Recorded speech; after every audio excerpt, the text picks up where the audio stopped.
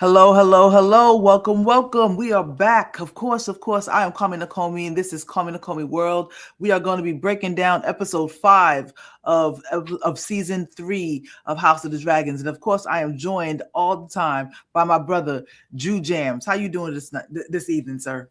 Oh, I am good. I am loving it. I am loving this House of the Dragon. This is phenomenal. Yes, definitely. I enjoyed it. Was one of those, it was still another one of those setup episodes, basically working towards building to I'm assuming building towards the Tumbleton episode that we're gonna be getting sooner or later, which I'm assuming it's gonna be one of those big battle episodes, but this is another one of those setup episodes for it. So I didn't have any problem with it myself.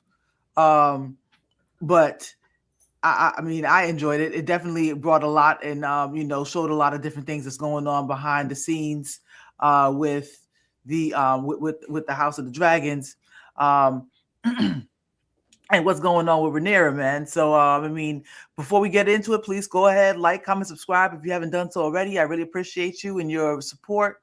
Please go ahead and hit that notification button. And I will also show you or tell you where you can follow me at the end of the episode. But ready to get in it? Ready, let's go. All right, man.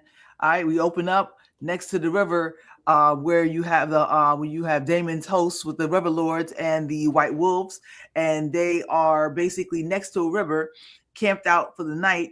But they realize that the bridge has been burnt down, and they have um, figured out that basically Christian Cole's band has been following them and harassing them basically behind at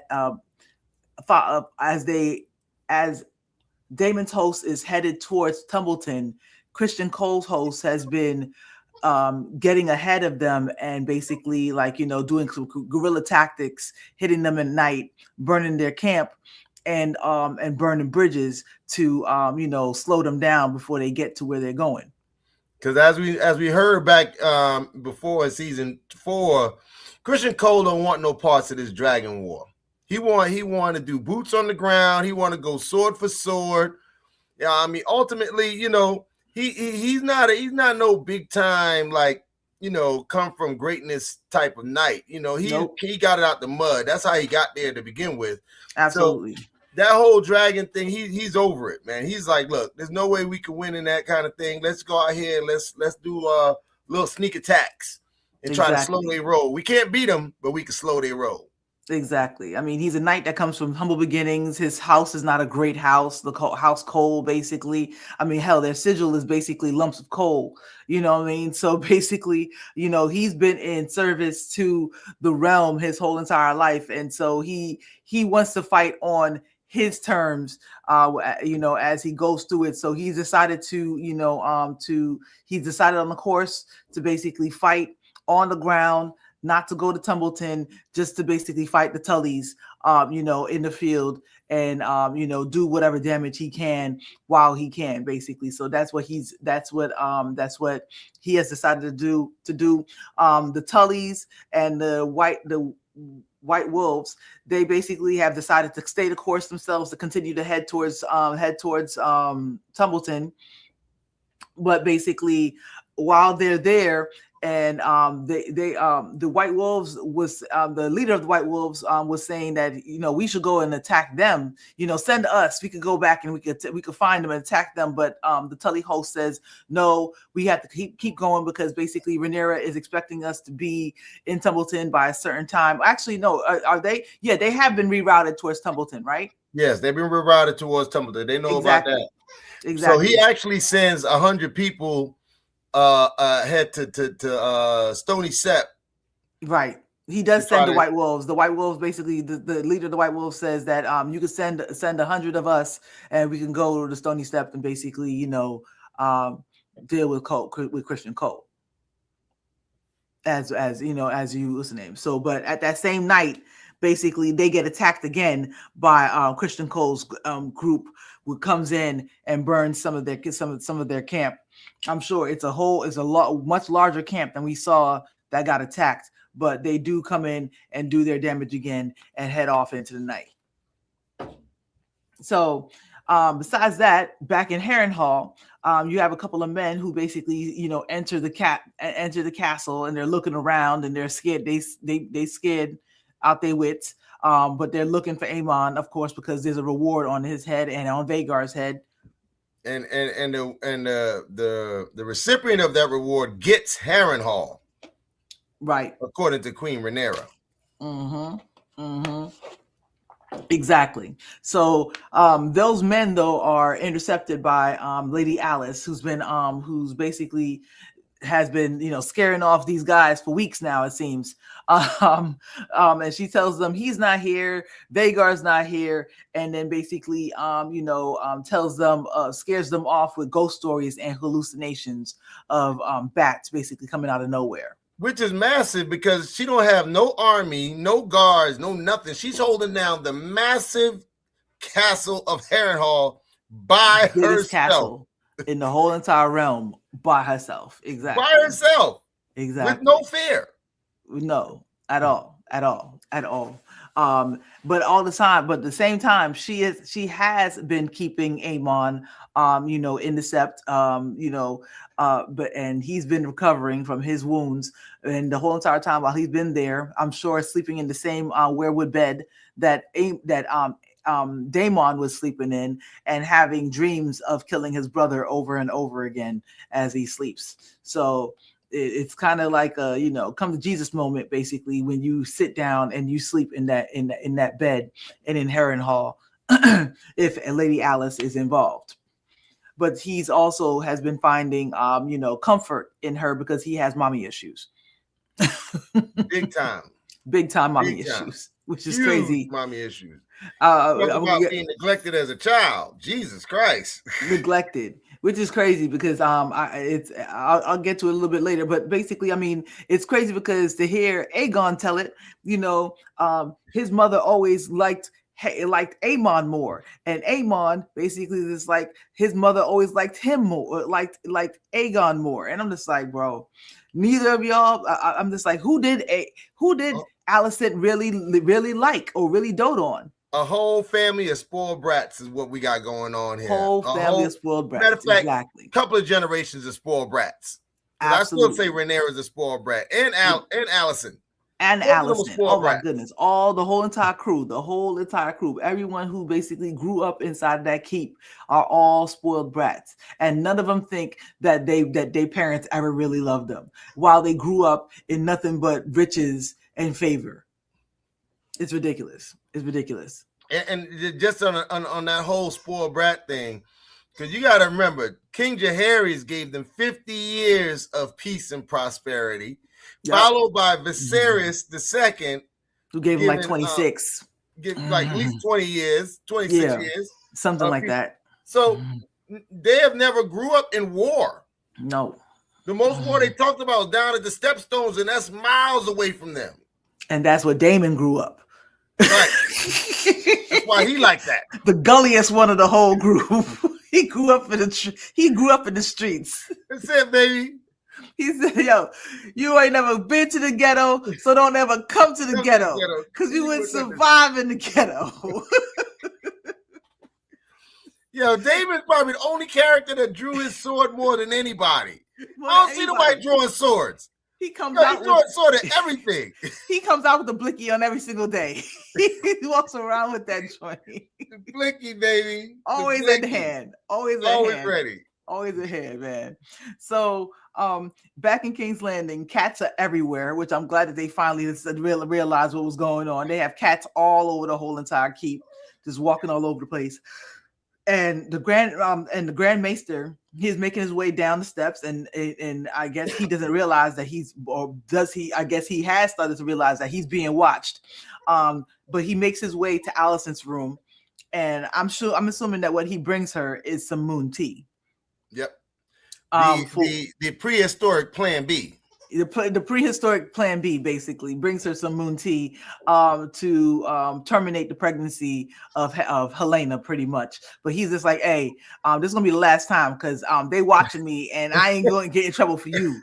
I ain't getting in Yo, trouble for you. I I had serve the too realm. many swords to my neck already. I serve the realm. I serve the realm. I can't do it anymore. Yo, if I get one more sword put to my neck, I'm gonna hurt somebody. I'm gonna hurt somebody. Exactly. Can't take this kind of pressure. It's bad enough I'm the only black man out here, yo. I'm the only black man. Shoot. But thank God for the Valerians, man. But yeah, exactly. Before he was the only black man walking them halls. So even though Alicent basically stresses that Rhaenyra is gonna kill the child if she finds out about it, which I feel like Alicent is like I can't tell you who's I can't tell you. Alicent is the most manipulative person in this whole entire fucking show. Bro, I'm just like she has scared her children to believe. I mean, let's just hypothetically. Is she Littlefinger in a dress? I don't think she's Littlefinger in a dress because Littlefinger at least had some means to an end. You know what I'm saying? All she did was she scared her children into starting a civil war that basically destroyed the entire realm. When Facts. I don't personally really even think if that whole entire thing never went down the way that it went down, I really don't think Rhaenyra would have killed any of them. Nope. If they would have just chilled and just trusted Rhaenyra that she was going to basically be the queen, just let her take the crown, let her have the money, let her have the all the status, she would have let them kids live. She would have had no problems. That was her brothers and sisters. She would have let none of that problem. She would have, at the very least, the only issue would have been Aemon losing his eye over Vhagar. Yep. That would have been the only issue. So maybe they would have. She would have had to kill Aemon. Aemon would have to die. Sooner or later, she probably would have had to kill Aemon because Aemon was on one ever since homeboy sliced out his eye, and he would have been a problem regardless of what. Basically, he'd have been a problem. But Aegon would have played his part.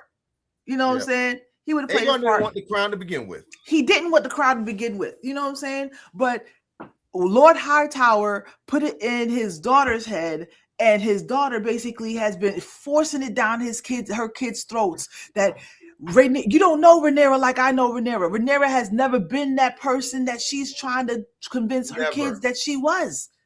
Never. So she's trying to convince Helaena that she'll kill all your children. So hold on.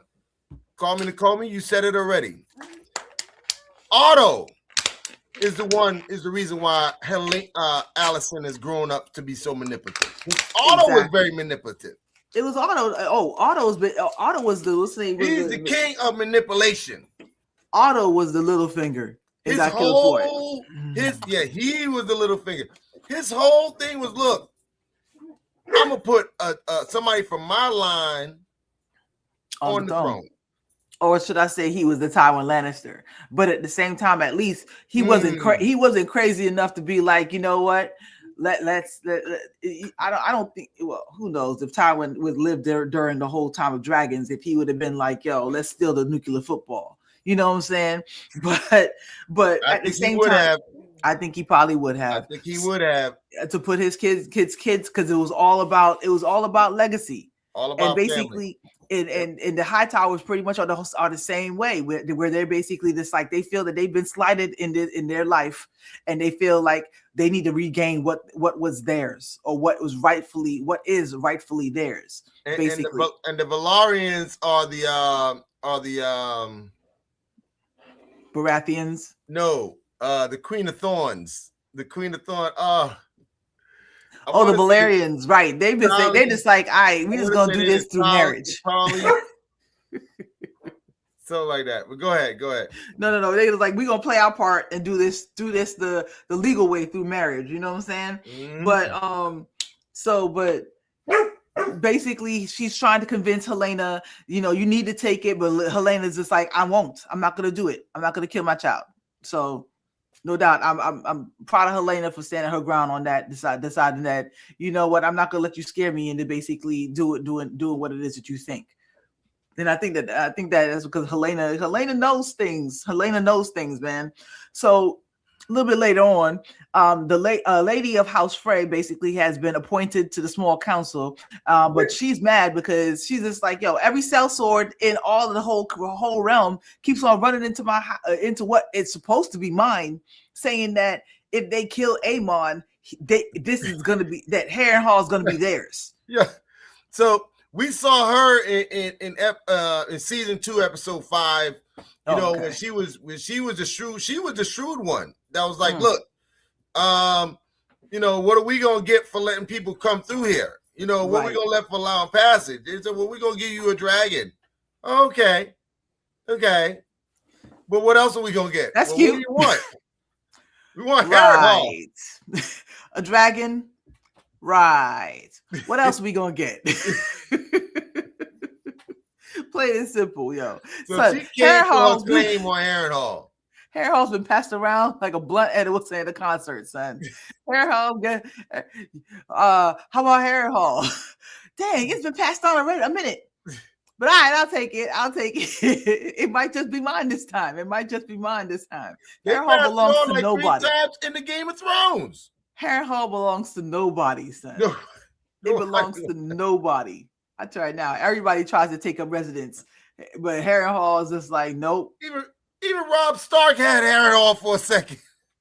Everybody had Harrenhal. Everybody had Harrenhal. I'm telling you now, Harrenhal is a loose woman, man. I'm telling you now.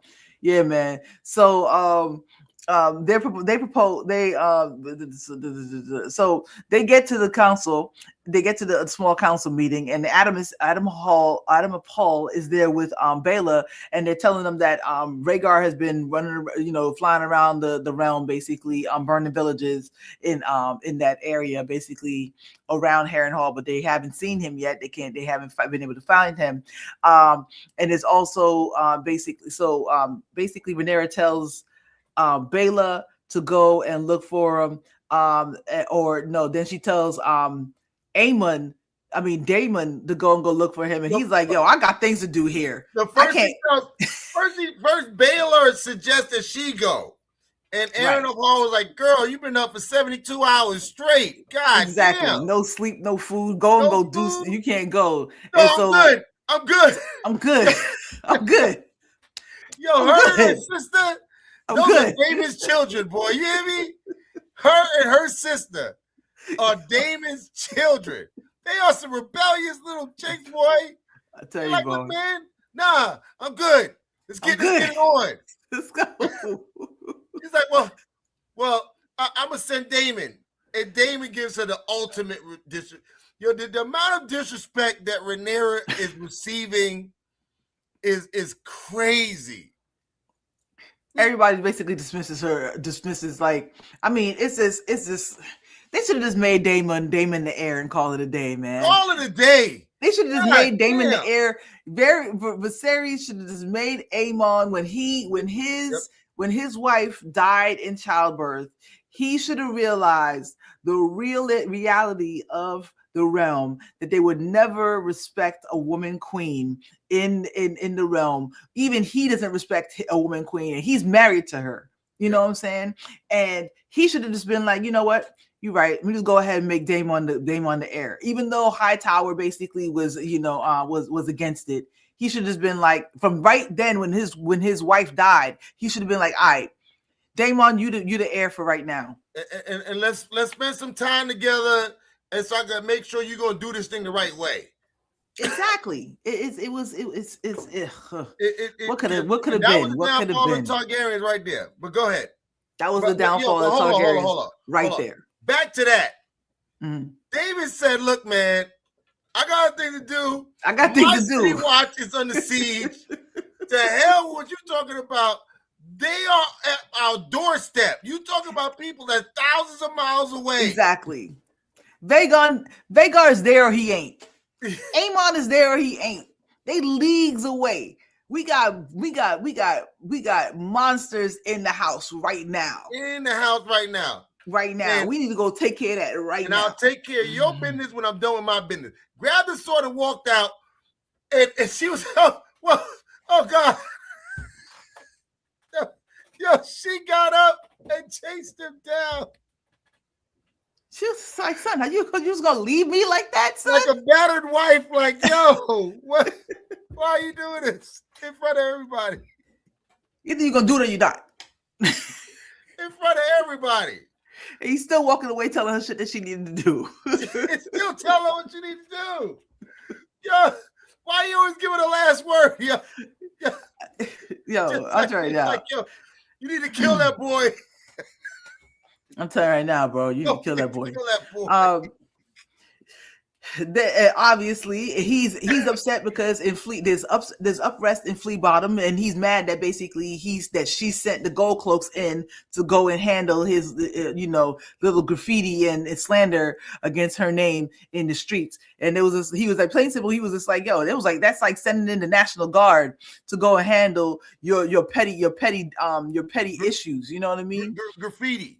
To send in the National Guard to handle graffiti. You know what I'm saying? And yo, he gave her another one of those moments that the Maester gave her. He's like, yo, but they're gonna say they're illegitimate of my children. Girl, you're the queen of dragons. You're the queen of Why dragons. do you give a damn? Why do you care? People put on the wall. You are the queen of dragons. Literally. You can come through and burn that wall. Whoa. That would have been a poignant, yes, showing of power. She could have came through with the dragon, landed on top of one of those houses, and burnt that wall to the ground. I'm sure there wouldn't be no more graffiti on the wall. I'm telling you that right now, plain and simple, son. So, but they have killed 2 Gold Cloaks in the streets. They basically, I'm not going to describe what they've done to them. Yep. You know what I'm saying? But basically, and that is in response to the strong hand that the Gold Cloaks have been doing to basically try to, reestablish the queen's power, or, try to, fight for her honor in the streets. And he's just like, you did this, you know what I'm saying? So she wants to send Daemon to go get Vhagar, but, he insists on staying in the city, take care of his Gold Cloaks. And he tells her that she shouldn't have sent the Gold Cloaks out there to deal with the graffiti. You know what I'm saying? She should have just ignored it. But later on, we find out that it wasn't really her. It was going to happen no matter what, because it was Otho Hightower orchestrating that thing. Exactly. We're going to get to that. That. But then she finds out that Prince Joffrey has been sent back from the Vale and has returned back in the keep. But for some reason she doesn't go immediately to go see her kids. I don't know if that's basically the fact that she has lost her children. I mean, she ain't that busy as a mother. She ain't that busy. But I feel like for some reason she is afraid to go near her children because she feels like her children are gonna die. That might be a fear. Crazy. It might be. Man, she done experienced a lot of trauma. She done buried 2 children. 2 children. It's bad enough for a parent to bury one. Mm-hmm. It's tough enough for a parent to bury one of her children. She had to bury 2 of her children already. Just because of this war. Not because of some sickness and nothing like that, basically, but her I mean, I don't want to say her last heir, but basically he's been brought back to the next in line. The keep. The next in line. He's been brought back to the keep. So after hearing about Vhagar burning villages, Aegon and Loras have left Rook's Rest to go and track down Aemon because Aegon wants to kill Aemon. And I'm like, go sit your ass. Don't sit your simple cripple ass down somewhere, son. Where you going? What you gonna do when you see him? When you get there, what you gonna do when you see him? For real. Without a dragon. A dragon. Your cripple ass and your sloop foot a sidekick here. Sloop foot, exactly. Is gonna roll up on Aegon. Your plan is to roll up on Aegon and Vhagar. And kill him? That's the plan? How? And son, it's ridiculous. And I'm sure if I was Loras, I'd have been like, you know what? This dude tripping. I'm leaving. The condescending looks that Loras be giving him, like, This is the dude I decided to hitch my wagon to, bro. I'm trying to keep this dude alive, and Terror keep me alive. And this dude is fighting me every step of the way. Every step of the way. You really want to die. So they go back to... They go back. Just go back to the camp. You're great. I really think we should just go back to the camp, bro. I mean, you know, no, but they got me. I can't fight. You can't fight. We ain't got money like that. We out here in the open. There's people actively looking for you. There's people actively looking for you in the middle of a war zone where at any moment the Tully group could basically come upon you out of nowhere, and you out here hunting Vhagar. In the woods, on foot. And y'all both slow. Both slow. Y'all can't run. Neither one of them got sense of direction. Are we going west? Hell, I don't know. I don't know.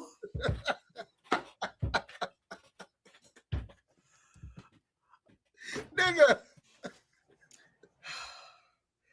Neither of y'all have lived outside of a castle ever in your lives.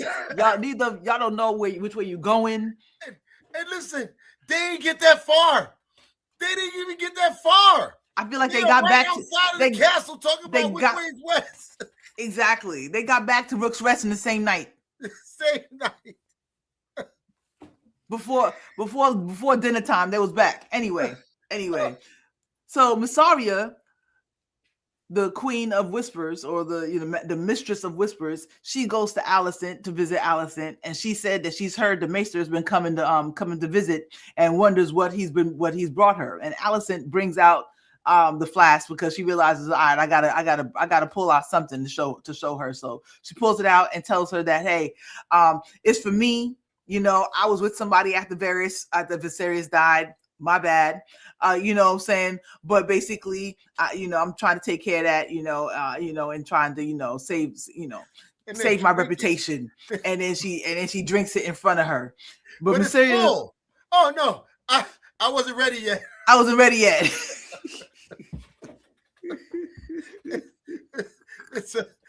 How the fuck is it still full? You ordered the Plan B, but you put it in the cabinet. Come on, bro. Hey, come on, bro. I love Mysaria's looks too. She gets some great looks. Like she looked at that little girl on the bed like, "You got the Plan B for you, huh?" But that girl is obviously sick over there. Exactly. That girl over there sick. Huh? What are you talking about? She's like, oh, she just got a headache. Yeah, all right. Yeah, headache. A headache. All right. But sorry, you're looking at these people like you think I'm an idiot. You think I'm an idiot. That's basically exactly what Mysaria is looking at her like. So then we go to Gawain Hightower, and he's out there with Christian Cole, and they're riding with their host through the woods, and they're trying to stay ahead of the Tullys, but they realize that they walked right into a trap where they have put something that they call crow's feet. Basically, I don't know if it's made out of metal or if it's basically antlers. Or whatever it is, made out of metal. So spikes they put in the ground. So they're spikes. They put them in the ground underneath some grass, and basically they had it punctured the horse's feet. Wolves. I definitely think that was winter wolves, because they out there on the hunt. They don't see them. They ain't no joke. The North ain't no joke. They out there somewhere, and you ain't gonna see them. They like raptors. You think that you're looking at one of them, but they're coming in from the side. You know what I'm saying? So they walk right into a trap, and they basically hobbled all their horses, and they had to just kill their horses and leave them there on the road. And your boy Gwen Hightower is like, look, man, now we on foot. Are we still going through with this? We still going through this? It's not gonna work. Because and Cole's just like, we going.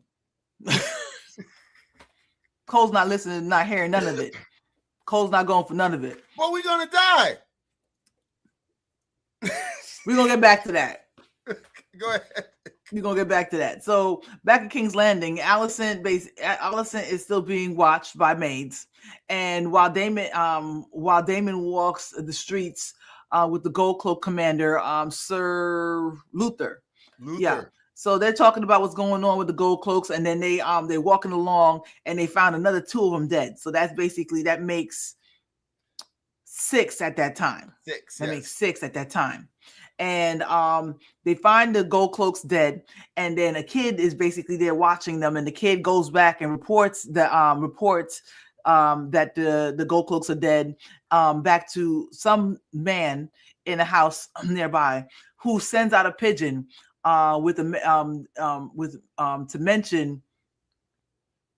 who sends out a pigeon, basically. The spoiler alert, in the books, the guy who is organizing the small folks uprising, the name is the Shepherd. I wonder if that's going to end up being the Shepherd. Possibly. He's supposed to be part of the Faith Militant? No, just like he's not actually directly related in the books. He's not actually directly related to the Faith Militant, but it's implied that he is kind of their instrument. Right. But in the show, he's reporting to the Hightowers. So basically, he sends out a pigeon with a note that goes all straight to Ormond Hightower, and basically lets them know that 6. Well, I think the note says 3, but Damon basically says 6 has been dead, has been found dead now. Basically tells Hightower that it is being done. The work is being done, pretty much. And Hightower is there, of course, in Tumbleton, with Prince Daron, and he goes to Prince Daron to see what's going on, what you've been up to, and he's telling him that the Maester's been telling me about the histories of House Hightower, and basically says that it's called the Dry Histories, which rubs Ormond the wrong way, and he starts talking down again about House Targaryen. Basically, he's this inferiority complex, basically, compared to the what's the name? Like, we'd be big too if we had dragons. Saying this really talking down, as he usually does, about Targaryens. And the Hightowers are playing the long game, because this is year 150 AD AC after conquest. So it's over 100 years that the Hightowers have lost power, and that means they train up their youngins to figure out a way to get back to power. Exactly.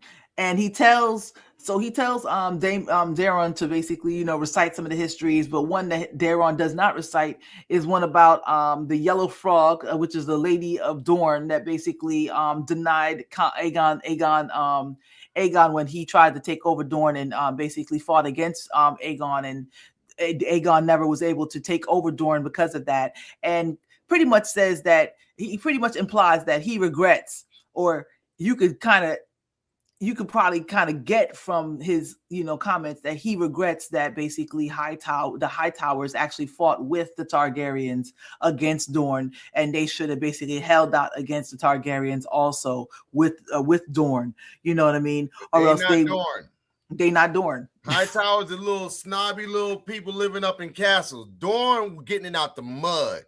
Absolutely. They was up in caves and caverns and all of that stuff, and that's why they was able to resist. You got to be real.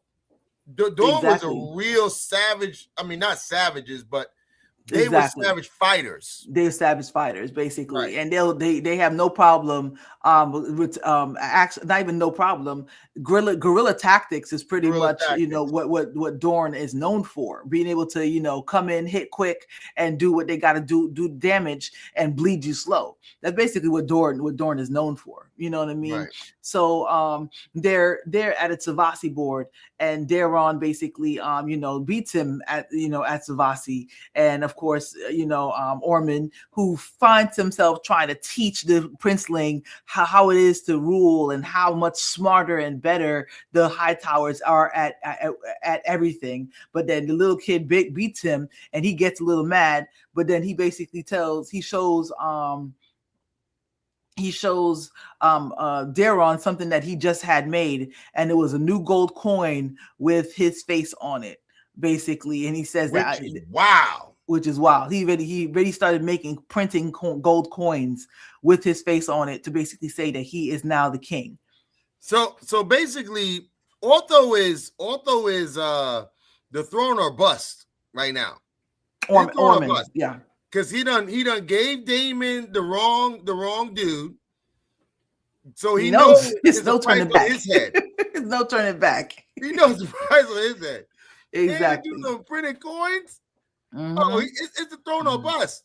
It's a throne or bust, plain and simple, yo.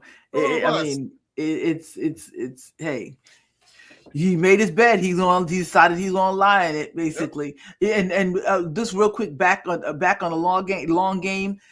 Quick little tangent, not exactly a tangent, but other things that I heard was the reason why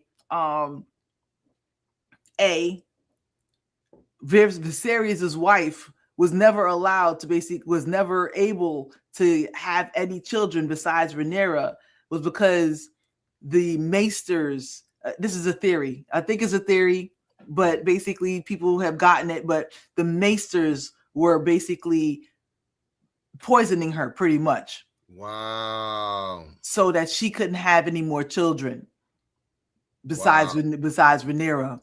And also, remember, the same thing started happening to Rhaenyra when she basically was married to Daemon, and Daemon was basically and she started having miscarriages and and different difficulties in birth, basically. Well, she did have a miscarriage on the last one. The last one, exactly. Yeah, but she already done gave birth to 2 by then. Yeah, exactly. But the thing is that basically it's implied that the High Towers are behind it all. And the faith. And the faith. The High Towers and the faith and the Maesters are all working together to basically undermine House Targaryen. It's wild work. But anyway, back to the show. Alicent comes to visit Helaena in the garden as she's there with her daughter, basically showing her some bugs. Which they're allowed to go visit the daughter once a day for an hour. Right. And she tells her that she's basically used her chain. She had a chain with a little gold 7 symbol of the 7 on there, but she basically used it to bribe a maid to help them escape when the guards basically get less at night because they're going out on patrol, basically.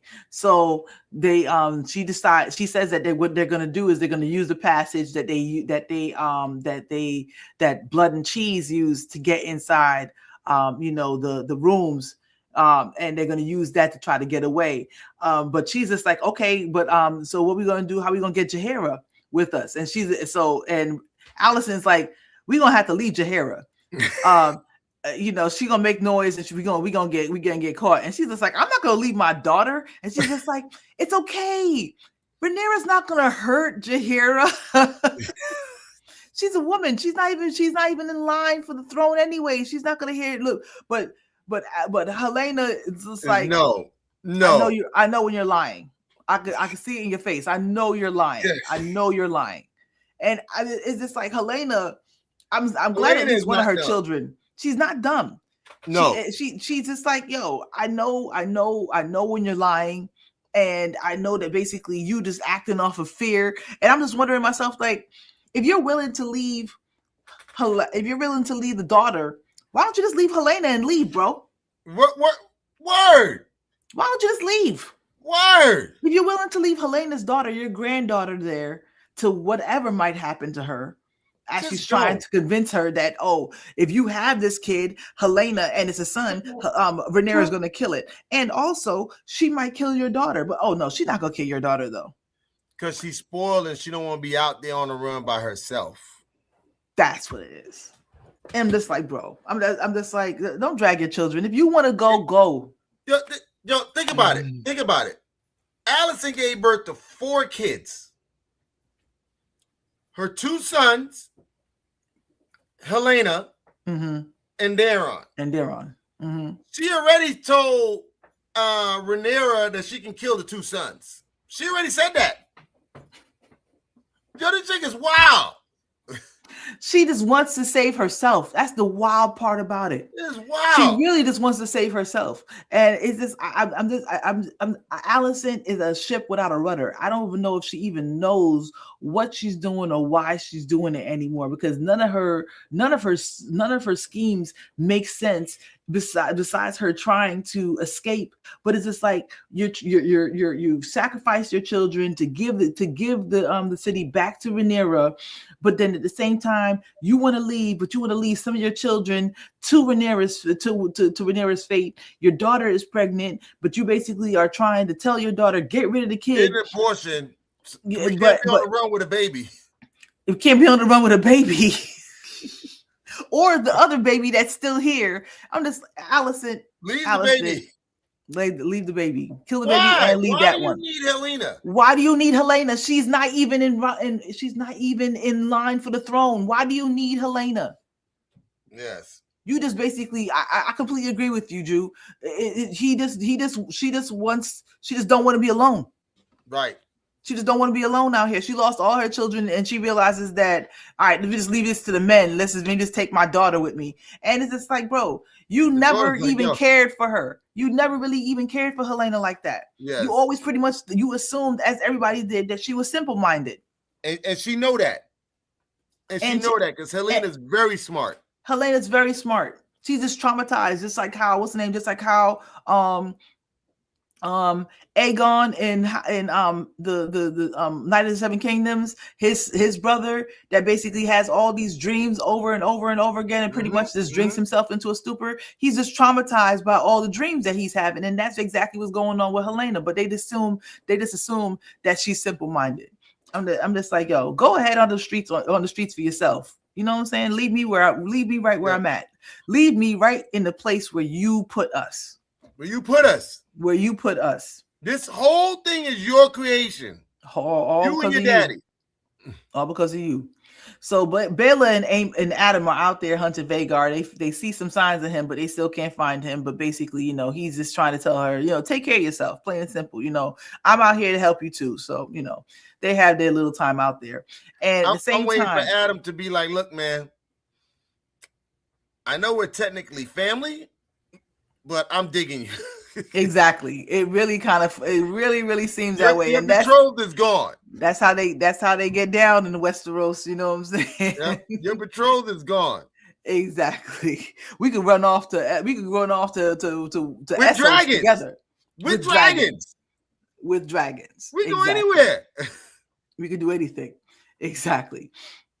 So Aemon wakes up from another dream for asking for Vhagar. Basically, he's just like, where's Vhagar? And Alice is like, yo, he been gone. He's been flown off, and I don't know where he is. You know what I'm saying? So he says that he feels like nothing without Vhagar. And I'm just thinking to myself, like, yep, there's another traumatized, this spoiled brat who feels like I had the biggest gun and now I don't have the biggest gun, and so who am I without the biggest gun?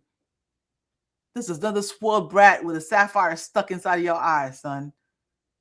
Bleeding out your back, holding on to a witch for comfort. And the reality is, Vhagar he's a dragon, right? He's a dragon.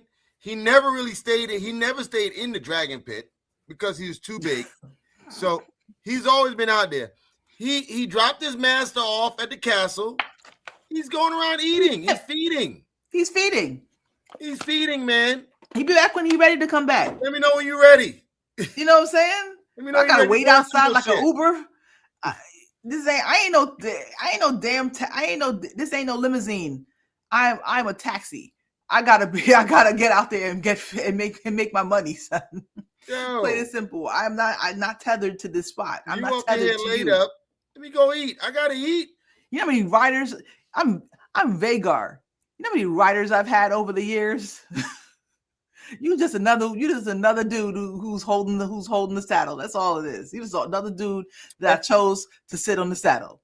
Ironically, since you said that, Vhagar's last rider was, of course, Corlys's wife. Hold on. Daemon's Lyanna, which was Daemon's ex-wife, who died in childbirth. Well, not in childbirth, but After she had a childbirth. dragon burner. Right. And before her, he was ridden by Alyssa, who Daemon was dreaming that he was sleeping with, his mother. That was her last rider. Right. So she had 2 female riders before that. Right. Interesting. Mm-hmm. And Vhagar's is a female too. And Vhagar's a female, yes. Interesting. Okay. Mm-hmm. So, Aegon is still out there looking for Aemon, feeling sorry for himself, and he's jealous of his brother. And Loras is done with it. He's just like, I'm done with it. You know what? You're a lazy, and you squandered everything in your whole birthright. You all you did was chill with your sycophant friends and drink and whore yourself every single damn day. And you know what? You were a terrible king on top of it. Yes, you was a terrible king, bro. And you were a terrible king on top of it. And Loras just decides to say, you know what? I'm done with that. I'm leaving. And he just leaves him on the side of the road, son. And I'm just like, exactly. Aegon is too used to having dudes following behind him. Make him have to follow behind you and realize that he needs you more than you need him, son. Aegon needs you more than you need him. Because all he is a spoiled kid who don't even know which direction he's going to, and the only direction he knows is that I need revenge against my brother. He's like Rhaenyra. Yep. You following behind shit you don't need. Yep. You need revenge. Rhaenyra needs respect. You just gotta take respect. And if he'd have stayed his ass in that castle, Aemon might have won that crown for him. Aemon would have won that crown. That was a vicious plan. I still say that Rook's Rest, right? Rook's Rest was a devious plan. Absolutely devious plan. That was a nice plan. And he almost got Rhaenyra because Rhaenyra wanted to go out there. Exactly. He was hoping to get Rhaenyra. But what's the name? And Meleys came out there instead. Yeah, that was a good plan. That was a good plan, man. I personally feel it was a good plan until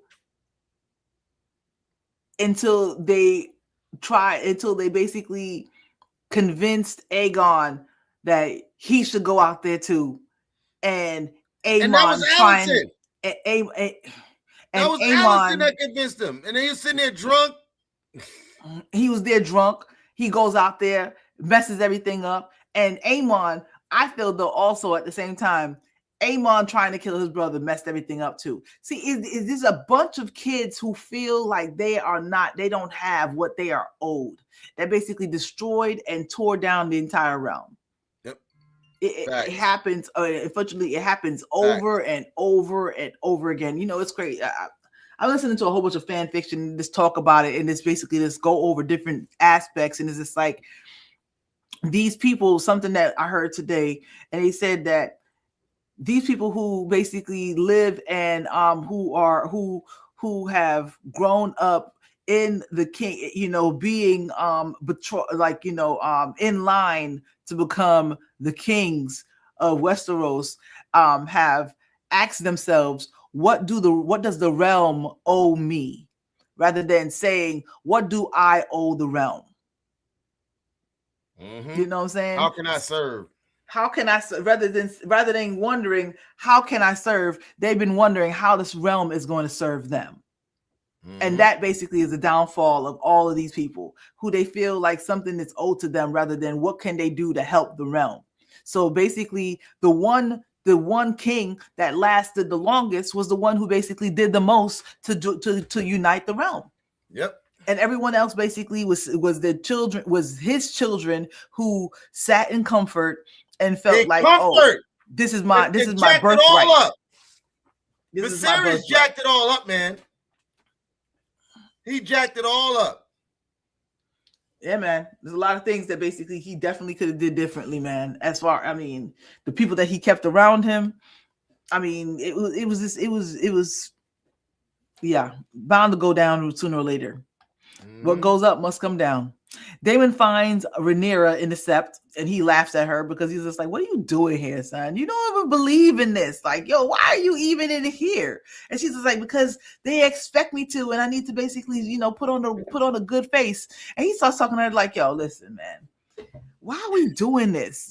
Like, you have people out there killing gold cloaks, and we in here, and you in here trying to pretend to be something that you're not. We supposed to be doing this, and she's just like, yo, well, if you so good, why are you having such a hard time finding the people who's basically out there doing this for us, doing this to us? And the look he gave her, he looked at her like, and laughed at her like, you know what, like, girl, you have no idea, yo. You have no clue. You are really, because the reality is, when I went back and I watched episode 1 and 2, I mean season 1 and 2. At first I thought like Damon really had a thing for Rhaenyra, but he didn't. His plan was always to get her so that he could be the man next to her, because his brother gave her the nod to be the heir. Exactly. He figured that if he couldn't be the heir himself, he was gonna put himself as close to the throne as possible. Yeah, because he always wanted to be basically the heir. Because he was a ladies' man. He was out there. He had plenty of women. Why would he mess with a 13-year-old girl? You know what I mean? Exactly. And manipulate. He had a wife. He had a stripper. He had a stripper on the side. You know what I'm saying? And basically on top of it, he's grooming his niece at the same exact time. Right. It was wild work, but it was all because his brother without sons wouldn't make him the heir. The Rhaenyra and Damon thing is strictly business. Strictly business. She's in love. He's strictly business. And I don't even know if she was in love. I don't even know if she was in love either. I think that sooner or later, it was an infatuation. She decided it was an itch that she decided to finally scratch. And then she figured that, you know what, he will help me to secure my throne, because she felt the wolves at the door and was just like, okay, he's definitely going to help me to secure my throne. And she didn't realize that they were going to try to take it anyway. You know what I'm saying? But what's funny, I feel, is that she doesn't realize that she's not really realizing what Daemon is telling her to do. Mm-hmm. Daemon is just like, get on your dragon and let's go and take this together.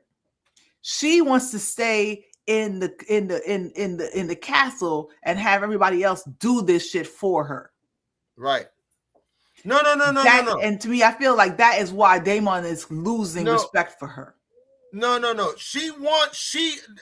I will give Rhaenyra is she does want to go out there and do it herself. She did want to go and go fight with at the Gullet. She did want to go fight at the Gullet. She wants to fight. She's been wanting to fight since the beginning. They've been holding her back since the very beginning. Right. You know. Right. And so she's trying to manipulate. She's trying to use the people that she can use. Because Mysaria was telling her that, there's other ways to fight and yada yada yada. But I'll give that to Rhaenyra. She has been wanting to fight, even though I think it would be just like what happened to Aegon. Because Aegon was a little spoiled brat that wanted to jump out there too. But he kind of just snuck out there. She can fly, but she can't fight like Daemon. Daemon and Aemon are dragon fighters. They are experienced with being out and actually fighting on their dragons. Yo, I'm laughing. Remember what the White Cloak said when Daemon had his sword out and then Rhaenyra pulled her sword out like, yeah, I guess we're gonna do this. I do say, but that ain't something. They go something I don't see every day. Exactly. I was just like, what does she even have a sword, son? Who's she? She gonna take that sword out and actually use it to do something? She pull a sword out like she's supposed to. She's trying to be that person. She's not, You ain't Arya Stark. You ain't You're not built like that. Arya. You're not built like that. You're not built like that. You're not built like that. She wanted to go out and fight, but She basically, was holding like, okay, I guess I. and Damon's out there like Rico, like, yo, you got soldiers. Why have soldiers if you don't want us to go out there and do nothing? Shit. Anyway, go ahead. moving on. So basically on foot now, Christian Cole and his hosts are cutting through their way through the forest as the soldiers begin speaking of desertion. Basically, they're just like, yo, this is some bullshit. I don't know where we going. We don't got no horses. We're walking through, our host is way too small. They are outnumbered 200-1. And they're basically trying to catch up to pretty much what is certain death, pretty much. So they're talking about desertion, and he is resolute, telling Hightower that no, we're gonna steady going where we're supposed to go, not towards. So I don't know if, because they were supposed to be, that Tully host was supposed to be heading towards King's Landing. They're actually now heading towards Tumbleton. Right. Gawain is telling them, yo, let's go towards Tumbleton. Because he wants to go join up with his brother.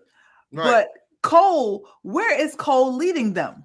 Cole wants to go straight at them, straight at the host. So basically, he's just trying to find the Tully host wherever they're basically deciding to go. He just want to go find the Tully host and die. He wants to go die a warrior's death. So where is the Stony Sept? Stony Sept is to the west. See, they was coming straight south, and they're trying to make their way to Tumbleton, which is southwest. Stony Sept was to the west and then down. You see what I'm saying? They were going straight down. Stony Sept is to the west and then down. And it was like kind of going around. He was trying to go around Christian Cole. That's how they got around them and beat them to the bridge and burnt it behind them.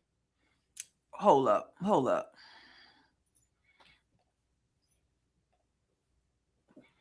Oh, there you go. Here. All right, let's see where we at here. Where we had this. Tumbleton's right there where your mouse is at. Tumbleton, there it is, right there in the middle. Yeah. Tumbleton, and they're coming from Harrenhal. Right, King's Landing is up here. Up right there. Tumbleton is southwest. West. No, right. Yeah, southwest. Right, and Stony Sept is up to the west. Right there. Stony Sept's right here.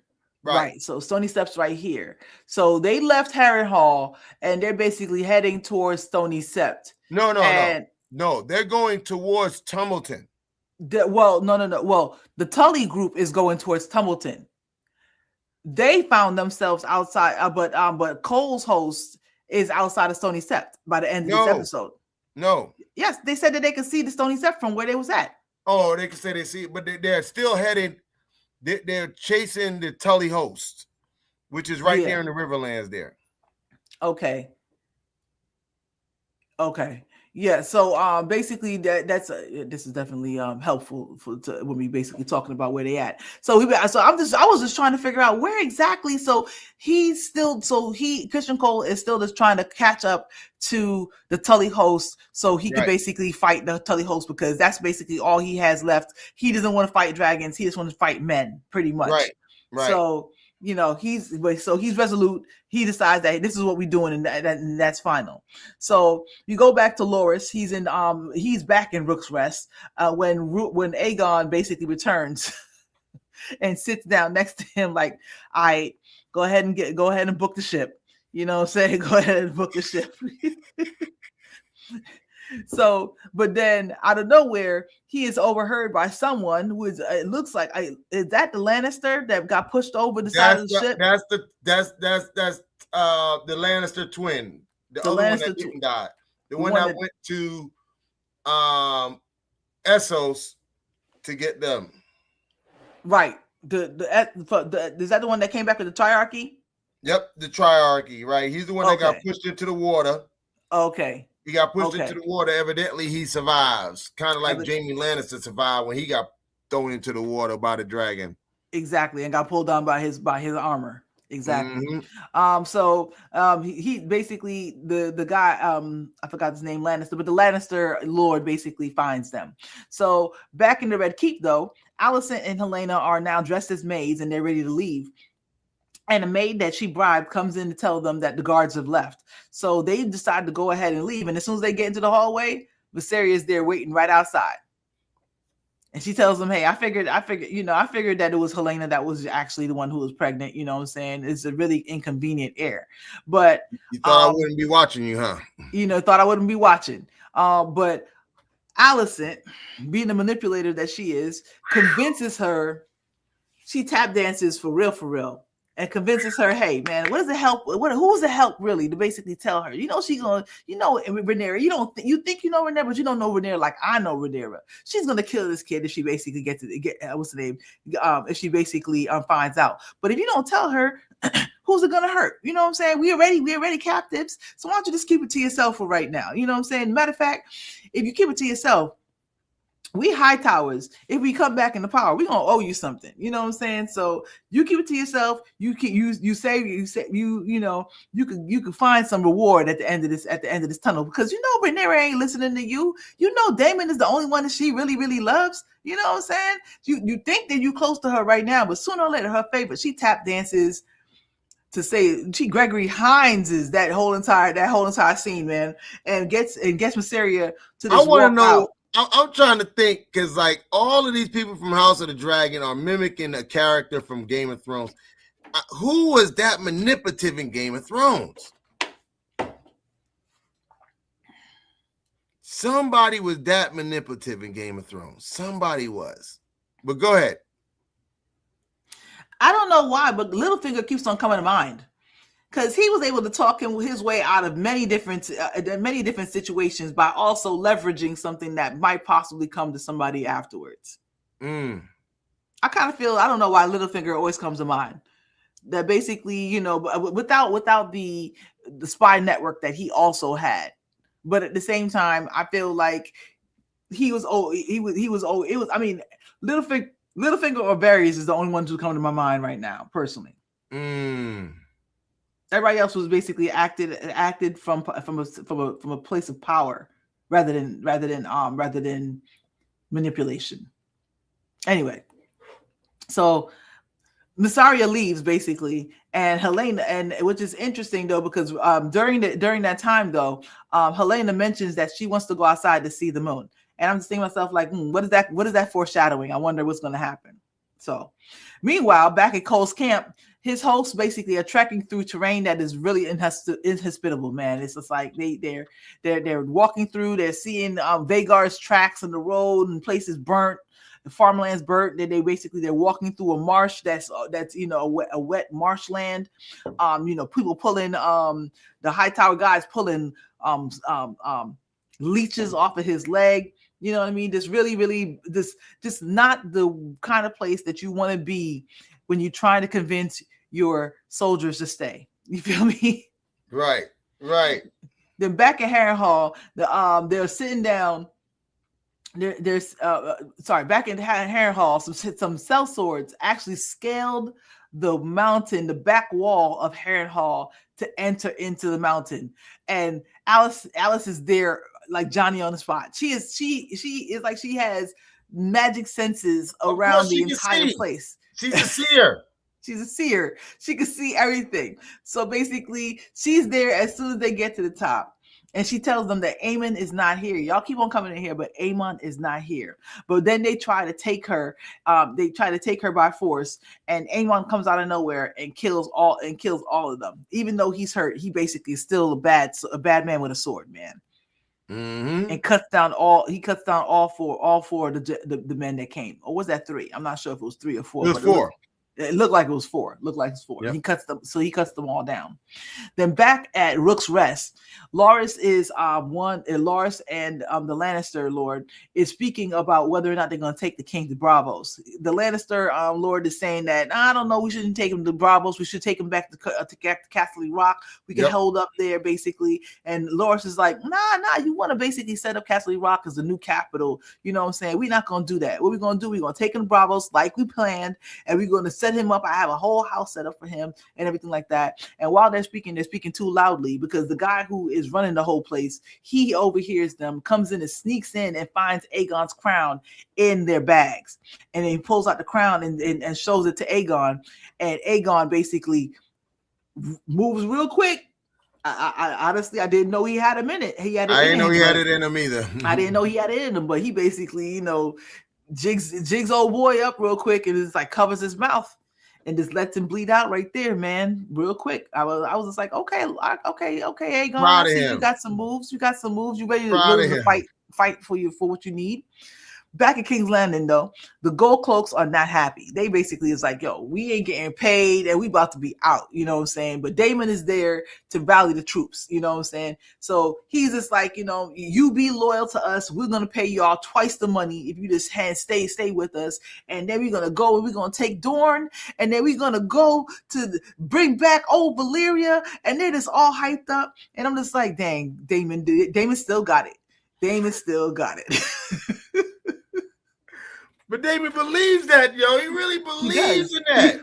He does believe it. But they report that. So Viserys is right by not letting this dude be the heir, man. Because that dude wanted to make the whole new Valyria. He wanted to conquer everything. Blood and fire. With blood and fire. That dude said not 6 kingdoms, not 7 kingdoms, not 9 kingdoms. He did a LeBron James. He pulled the LeBron James out there. He pulled the LeBron James. Not 1, not 2, not 3, not 4. Oh my God, dang. It's over for everybody. Exactly. Y'all turn down, man. They wilding, yo. So, but one of the Gold Cloaks come in to report that they've actually found someone who was involved with the killings. All right. So then back to Cole. His host finally arrives outside the Stony Sept and finds that the Tully hosts have already arrived and crossed the bridge and burnt it behind them. So they're pretty much stuck right where they at right now. So back to Aemon. He's there with the guy that they're interrogating, quote unquote, and he pulls out the guy's eye. And it's just like, all right, so which part you're gonna lose next? The other eye, tongue. And so the guy finally decides to tell them who sent them. And he's just like, who sent you? He said the king. He's just like, Aegon. And he's just like, no. He's just like, look in my shoe.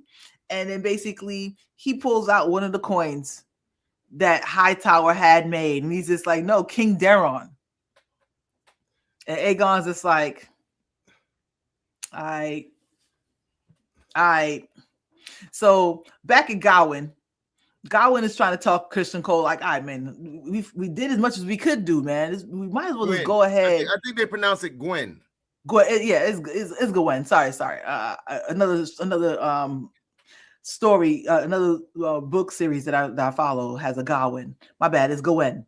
So Gawain basically is telling Cole like, all right, we did everything we could do, man. Let's go back. Let's go ahead and just join our troops with Ordo Hightower, over in Tumbleton, man. We could basically regroup and figure out what and add to whatever he's trying to do, because I know he got a scheme. So, but let's just go ahead and do that. And Christian Cole's just like, yo, no. I followed y'all forever. I've served the big houses my whole entire life, and I have nothing to show for it except for being being one of the greatest fighters that ever lived. And I'm gonna basically that's how I am gonna die. And then that's when Gawain realizes, you on a suicide mission, my dude. And Cole's just like, yeah, what if I am? You know what I'm saying? He's like, yeah, of course he's like, yes, that's what this is that's going on. I'm not going back. I'm gonna die in the field, and that's what's gonna happen. That's what it's about. Play simple. Gwen, and then you see Gwen rap while Christian Cole is giving his speech, trying to hype the men up. Gwen Hightower got his rap. He's like, you crazy. Wrap it up, guys. Wrap it up. Pack it up. I'm out of here. I'm out of here, my dude. I'm out of here. I got stuff I want to live for. I want to live. So Amon goes back. Exactly. I want to live. You out here wilding. Plain simple. We could live to fight another day. You out here basically this like ain't no tomorrow.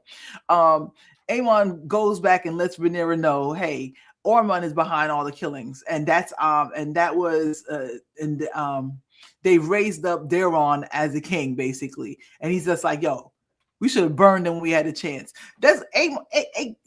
I think Daemon is sick of being right. Yeah, he's sick of being right, and this chick holding him back. He's just like, yo, we could have murked all of them because he would have burnt them then. Yep. He would have burnt them then. That would have got rid of Daeron. Well, it wouldn't have got rid of Daeron. It would have got rid of Ormond and his people. Remember when it first went down and they crowned him? Daemon wanted to go to the Red Keep then. Right. We got more dragons than they do. Let's go right now. Right. But you lost both your sons messing around. I tell you, it's so many different what ifs in this story. That's the crazy part about it. It's so many it's the same thing with the Song of Ice and Fire saga. Basically, it's so many what ifs. It's just like, what if who what was the name of the queen that was never crowned? I can't remember her name. Rhaenys. What if Rhaenys would have killed everybody at the dragon pit when she came up with Meleys? What if she killed Otto Hightower and both of the kids and Alicent right there on the stony right at Matter of fact, Daemon was mad she didn't do that. Exactly. And she was just like, well, it wasn't my place. This wasn't my fight. Is you with us or is you not? This is your fight. You came back to us, so obviously this is your fight. You left there and came back to us. This is your fight. It wasn't my place. All right, here we go. There it is. So here's your coin. They behind it. We should have burned them when we had a chance. And he walks out. Godwyn Hightower is out there leaving now with some of his men as Christian Cole is trying to rally the troops to go into the suicide mission with him. All right. You were outnumbered 200-1. Let's see how many people you gonna have at the end of this day, at the end of this night. You know what I'm saying? So Helena somehow also finds a passageway that leads out of their rooms, but when they get in there, they find out that the way is blocked.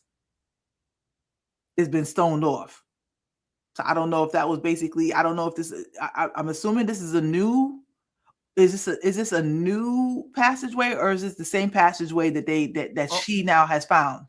All of those are Maelord's tunnels. I know. But I mean, finding them out. People have been figuring them out as they've been going along, and Daemon knows some of them. Everybody knows some of them. But basically, Maelord had the people killed after they basically made them, and he was the only one who really knew all of them. Mm-hmm. Yeah, exactly. So they get trapped inside. But then Daemon, he goes back to the Gold Cloaks barracks to go and find Sir Luther. Gets in there and then finds that it looks like there was a skirmish inside of there. There's blood on the floor. There's no light inside of there. He knows that something's wrong, so he goes in deeper, and then he finds 9 of the Gold Cloaks seated at a table. Seated like the Last Supper. Like the Last Supper. Written on the wall, a feast for traitors. And they've all been killed. in the same way that all the gold cloaks basically have been killed in the streets, and they're all now seated. They basically sat all of those gold cloaks on the tables. I mean, at a table, basically for Daemon to find. And Deja Vu, what does that remind you of?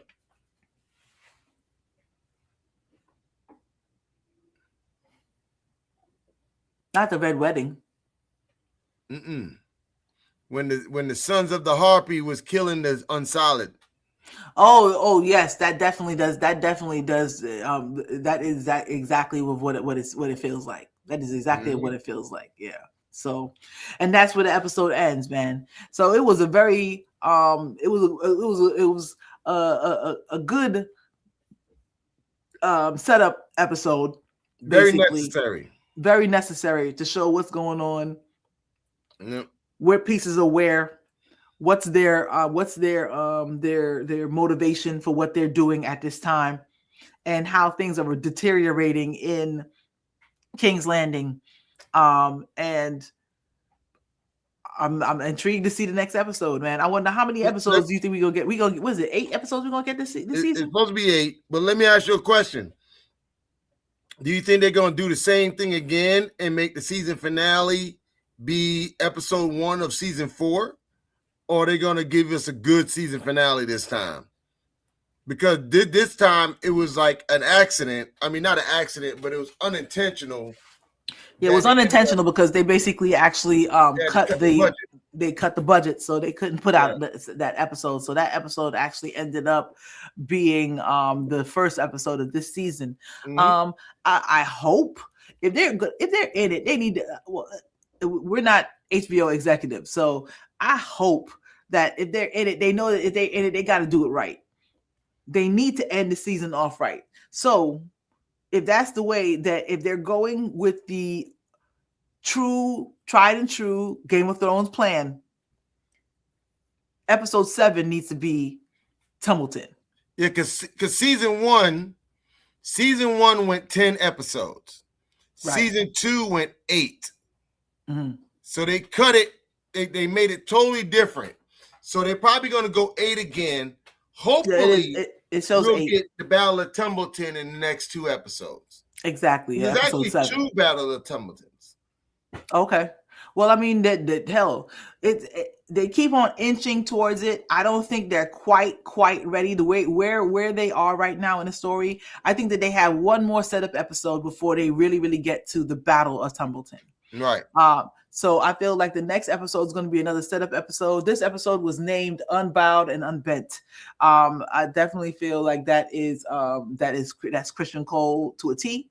And next episode is going to be a setup episode, and I am predicting that episode 7 will be the Battle of Tumbleton, possibly moving into also episode 8. If they took 2 years off, why not end it with two big battle episodes in episode 7 and 8? And I hope season 4, because it's obvious it's going to be a season 4. I doubt they can wrap this whole thing up in 3 episodes. This is episode 5, so there's no way they could get it wrapped all the way up in 3 episodes. So they got to go to season 4. They already have a season 4 up on IMDb, so they already have they're already either in production, pre-production for season 4 already. Basically, it's already up. So I'm assuming that there definitely will be a season 4. They have to, because after Tumbleton, there's still a lot of things that happen. Honestly, I'm trying to figure out how they basically even get through season 4 to completely wrap up this entire short story. I kind of feel like they're gonna go to You think they can wrap it up into one season? Oh yeah, because everything starts to happen really fast. After Tumbleton, much. After Tumbleton, everything starts to happen really fast. And they already planted the seeds in the Capitol. They already planted the seeds they got Daemon at Harrenhal. They got Aemon at Harrenhal. Daemon knows that he has to be the one to go and confront Aemon. He knows where to go and find him pretty much. Daemon, and that's why he told us, said, look, man, Aemon is there. He ain't going nowhere. I know where he is. I know where to go and find him. Whenever I'm ready to go find him, I can go and find him. And I'm glad to be the one to go find him.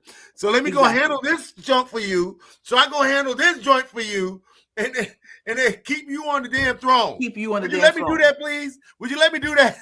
Please, can I do that for you, please? Jesus, I had to go get your army. I already had to go get your army.